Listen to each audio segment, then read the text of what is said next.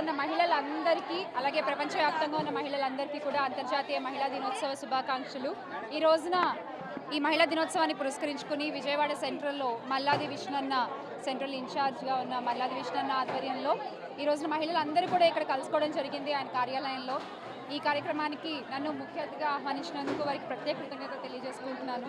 అలాగే నాతో పాటు ఇక్కడ ఇవాళ మేయర్ గారు భాగ్యలక్ష్మి గారు విజయవాడ మేయర్, అలాగే డిప్యూటీ మేయర్ శైలజారెడ్డి గారు కూడా పాల్గొన్నారు. కార్పొరేటర్లు కూడా ఉన్నారు, మహిళా కార్పొరేటర్లు. చాలామంది మహిళలు పెద్ద ఎత్తున ఈ కార్యక్రమంలో పాల్గొని దీన్ని విజయవంతం చేశారు. మహిళల కోసం నిలబడ్డ ప్రభుత్వం వైఎస్ఆర్ కాంగ్రెస్ పార్టీ అని మరొకసారి మహిళలంతా కూడా గొంతెత్తి చెప్పడం జరిగింది. ఈ రోజున ఈ కూటమి ప్రభుత్వంలో అదే మహిళలకి గౌరవం దక్కట్లేదు, మహిళలకి ఆసరా దక్కట్లేదు, భరోసా దక్కట్లేదు, కనీసం ఆడపిల్లలు క్షేమంగా ఇంటికి వస్తారన్న ధైర్యం కూడా దక్కట్లేదు ఆ తల్లిదండ్రులకి. మరి ఇలాంటి కూటమి ఎంత వైఎస్ఆర్ కాంగ్రెస్ పార్టీ ప్రశ్నిస్తున్నా కూడా ఎందుకు నోరు మెదపట్లేదు అని ఇవాళ మహిళలంతా కూడా మాట్లాడుకోవడం జరుగుతోంది. ఖచ్చితంగా రాబోయే ఎన్నికలలో మహిళలకి అండగా నిలబడిన మహిళలకి తన పార్టీలో 51% పైగా ప్రతి ఒక్క పదవిలో కార్పొరేటర్ స్థాయి నుంచి హోమ్ మినిస్టర్, డిప్యూటీ సీఎంల వరకు పెద్ద పెద్ద స్థానాల్లో కూర్చోబెట్టిన జగన్మోహన్ రెడ్డి గారికి, అలాగే నవరత్నాల్లో 90% మహిళలనే లబ్ధిదారులుగా చేసిన జగన్మోహన్ రెడ్డి గారినే మళ్ళీ ముఖ్యమంత్రిగా ఎంచుకోవాలని ఇవాళ మహిళలందరూ కూడా ఒక ప్రమాణం చేయడం జరిగింది. మరి వారి స్థాయిలో వారి తెలిసిన వాళ్ళతో కానీ పక్కింటి వాళ్ళతో కానీ, అంటే నా అభిప్రాయం ప్రకారం ఇందాక కూడా చెప్పడం జరిగింది, మహిళలు కనుక నోరు తెరిచి మాట్లాడితే ఏ మీడియా అయినా ఏ సోషల్ మీడియా అయినా దాని ముందు దిగదుడిపోయాని నేను గట్టిగా నమ్ముతాను.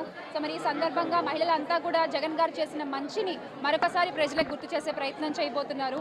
ఖచ్చితంగా మరొకసారి జగన్మోహన్ రెడ్డి గారిని ముఖ్యమంత్రిగా చేసుకుంటామని మహిళలందరూ కూడా భావిస్తున్నారు. అలాగే ప్రతి అడుగులోనూ మహిళలకి తోడుగా ఉన్న మగవారికి కూడా ఈ సందర్భంగా ప్రత్యేక ధన్యవాదాలు తెలియజేసుకుంటున్నారు.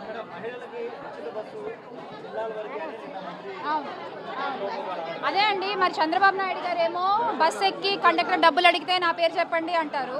మరి నిన్న ఆయన పార్టీకి సంబంధించిన ఆవిడేమో సభలో ఆవిడే మాట్లాడి జిల్లాల వరకే అంటున్నారు. ఇందాక మా భాగ్యలక్ష్మి గారు అన్నట్టు జిల్లాల వరకంటే ముందు ఊర్లో తిప్పమనండి, తర్వాత జిల్లాల దాకా ఆలోచిద్దాం. ఈరోజు అంతర్జాతీయ మహిళా దినోత్సవాన్ని పురస్కరించుకుని విజయవాడ సెంట్రల్ నియోజకవర్గంలో మహిళలందరితో కూడా కలిసి ఈరోజు ఒక సదస్సును పెట్టుకోవడం జరిగింది. మహిళలకి శక్తి సామర్థ్యాలు ఎక్కువ ఉంటాయి, సహనం ఎక్కువగా ఉంటుంది, అలాగే వాళ్ళకి స్కిల్స్ అన్నీ కూడా ఎక్కువగా ఉంటాయి. దానికి తగ్గట్టుగానే మా ప్రభుత్వం గత 5 సంవత్సరాల్లో మహిళలకి అనేక రకాలైనటువంటి కార్యక్రమాలు తీసుకుంది. మహిళల పక్షపాత ప్రభుత్వం ఏది అని అంటే అది వైఎస్ జగన్మోహన్ రెడ్డి గారి ప్రభుత్వం అని చెప్పచ్చు. ఆసరా కానీ, చేయూత కానీ, అమ్మఒడి కానీ, లేకపోతే ఫీజు రియంబర్స్మెంట్ కానీ, పెన్షన్లు కానీ, ఇవన్నీ కూడా శాచ్యురేషన్ పద్ధతి ద్వారా మహిళలందరికీ కూడా ఇచ్చాం. అధికారం కోసం జగన్మోహన్ రెడ్డి గారి కన్నా ఎక్కువ చేస్తాను అని చెప్పని ఈ 9 నెలల్లో మహిళలకి మీరేం చేశారో సమాధానం చెప్పాలి అని చెప్పని వైఎస్ఆర్ కాంగ్రెస్ పార్టీ అడుగుతుంది. ఉచిత బస్సు అన్నారు.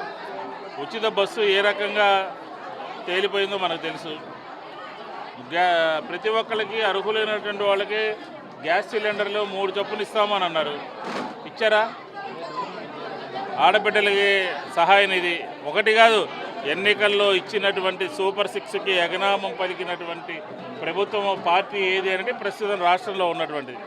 కాబట్టి ఖచ్చితంగా వైఎస్ఆర్ కాంగ్రెస్ పార్టీ మహిళలందరినీ కూడా సమీకరించి ఈ ప్రభుత్వం మీద ఇచ్చినటువంటి హామీలని నెరవేర్చే వరకు కూడా పోరాటం చేస్తాము అని చెప్పి ఈ సందర్భంగా చెప్తాను. దిశ చట్టాన్ని దిశ ద్వారా ఆంధ్రప్రదేశ్లో మహిళలందరికీ భద్రత కల్పించాం. అలాగే సంక్షేమ కార్యక్రమాలు ఇచ్చాం, పేదరికాన్ని తగ్గించాం.